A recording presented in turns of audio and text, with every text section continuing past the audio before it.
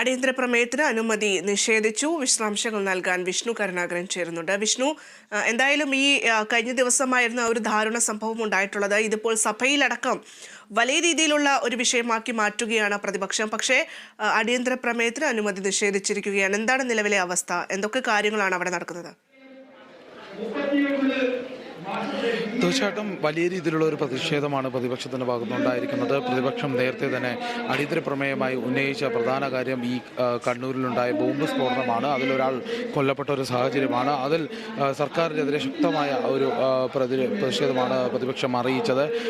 വലിയ രീതിയിലുള്ള, അതായത് ഈ മുഖ്യമന്ത്രി അടക്കം നേരിടേണ്ട ഒരു പല സാഹചര്യങ്ങളിലും ഇത് സർക്കാർ ശ്രദ്ധിക്കുന്നില്ല എന്നടക്കമുള്ള ആരോപണങ്ങളാണ് ഉന്നയിച്ചു വന്നിരുന്നത്. ഏത് കാലത്താണ് മുഖ്യമന്ത്രി ജീവിക്കുന്നതെന്ന് അറിയില്ല. കൂടുതൽ കുടിൽ വ്യവസായം പോലെയാണ് ബോംബ് നിർമ്മാണം നടക്കുന്നതെന്നുള്ള ആരോപണം ഉണ്ടായിട്ടുണ്ട്. അതോടൊപ്പം തന്നെ എത്ര പാർട്ടിക്കാർ വരെയാണ് മരിച്ചത്, അതോടൊപ്പം കുഞ്ഞുങ്ങൾക്കടക്കം പരിക്കേറ്റു. എല്ലായിടത്തും സ്റ്റീൽ ബോംബുകൾ ഉണ്ടാക്കി വെക്കുന്ന ഒരു സാഹചര്യമാണ്. സ്റ്റീൽ പാത്രം കണ്ടാൽ തുറക്കരുതെന്ന് സർക്കാർ ജനങ്ങളോട് നിർദ്ദേശം നൽകേണ്ട സാഹചര്യമായിരിക്കുന്നുവെന്നും അദ്ദേഹം പറയുന്നുണ്ട്.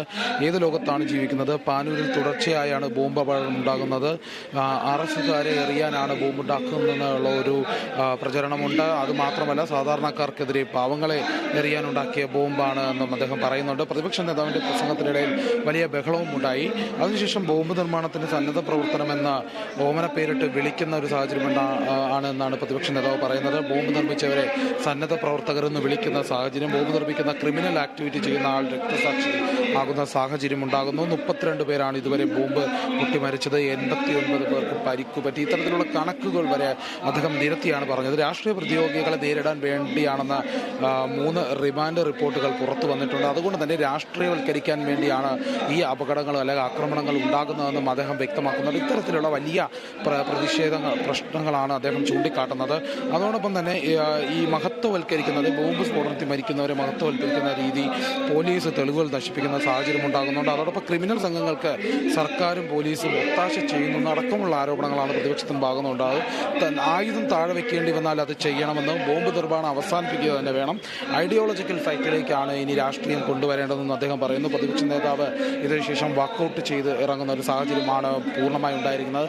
എന്നാൽ അതിനെതിരെ മുഖ്യമന്ത്രി ഇടയ്ക്ക് മറുപടി നൽകുന്നുണ്ടായിരുന്നു. അതായത് ഈ പ്രശ്നം ഗൗരവമുള്ളതാണെന്ന് കണ്ടിരുന്നു. അതിനുള്ള മറുപടിയായി അദ്ദേഹം പറയുന്നുണ്ട്, പാനൂരിൽ നടന്ന അപകടത്തിൽ 15 പേരെ അറസ്റ്റ് ചെയ്തിരുന്നു. ഇത്തരത്തിലുള്ള വലിയ നടപടികൾ ഉണ്ടാകുന്നു. അതുപോലെ ബോംബ് സ്ഫോടനവുമായി ബന്ധപ്പെട്ട കാര്യങ്ങൾ വച്ചുപുറപ്പിക്കുന്ന ഒരു സാഹചര്യമല്ല. അതോടൊപ്പം ഈ ബോംബ് നിർമ്മാണവുമായി ബന്ധപ്പെട്ട വാഹനങ്ങളിൽ പരിശോധന നടത്തുന്നു. പലയിടങ്ങളിൽ കൃത്യമായി നടപടി സ്വീകരിച്ചു വരുന്നുവെന്നാണ് മുഖ്യമന്ത്രി പറയുന്നത്. അതോടൊപ്പം തന്നെ ഈ കണ്ണൂരിൽ ഏതെങ്കിലും തരത്തിലുള്ള പ്രശ്നങ്ങൾ ഉണ്ടാകുന്നുണ്ടെങ്കിൽ അത് ശ്രദ്ധിക്കേണ്ട മറ്റൊരു കാര്യമുണ്ട്. ഇത് ആദ്യം ബോംബ് നിർമ്മാണം ഉണ്ടാക്കിക്കൊണ്ടുവന്നത് DCC ഓഫീസുകളിൽ നിന്നാണെന്നാണ് മുഖ്യമന്ത്രിയുടെ മറുപടി. അത് പരിശോധിച്ചാൽ അറിയാൻ സാധിക്കും. അതോടൊപ്പം തന്നെ ഈ ബോംബ് നിർമ്മാണവുമായി ബന്ധപ്പെട്ടുള്ള കാര്യത്തിൽ കർശനമായി നടപടിയെടുക്കുമെന്ന് അദ്ദേഹം പറഞ്ഞു. അതിനുശേഷമാണ് ഈ പ്രതിഷേധം ശക്തമായത്. പ്രതിപക്ഷ നേതാവ് ഇത്തരത്തിൽ കണക്കുകൾ ചൂണ്ടിക്കാട്ടിയുള്ള ഒരു ആരോപണം ഉന്നയിക്കുന്ന സാഹചര്യം. ഏതായാലും ഇത് ചർച്ച നിർത്തിവെച്ച് അടിയന്തര പ്രമേയം ചർച്ച ചെയ്യണം, അതായത് സഭ നിർത്തിവെച്ച് അടിയന്തര പ്രമേയം ചർച്ച ചെയ്യണമെന്നുള്ള ആവശ്യം അത് പ്രതിപക്ഷം മുന്നോട്ട് വെച്ചിരുന്നു. എന്നാൽ അത് നിഷേധിക്കുന്ന സാഹചര്യം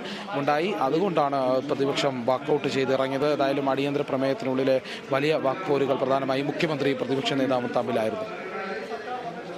ശരി, വിഷ്ണുവാണ് വിശദാംശങ്ങൾ നൽകിക്കൊണ്ടിരിക്കുന്നത്. എന്തായാലും സഭയിൽ പ്രതിപക്ഷം അടിയന്തര പ്രമേയത്തിന് നോട്ടീസ് നൽകിയിരുന്നു. കഴിഞ്ഞ ദിവസമാണ് കണ്ണൂരിൽ വൃദ്ധൻ ബോംബ് പൊട്ടി മരണപ്പെടുന്ന ഒരു സാഹചര്യം ഉണ്ടായിരുന്നത്. ഇതായിരുന്നു അടിയന്തര പ്രമേയത്തിന് നോട്ടീസ് നൽകിയത്. പക്ഷേ അടിയന്തര പ്രമേയത്തിന് അനുമതി നിഷേധിച്ചതിനെ തുടർന്ന് പ്രതിപക്ഷം സഭ വിട്ടിറങ്ങി.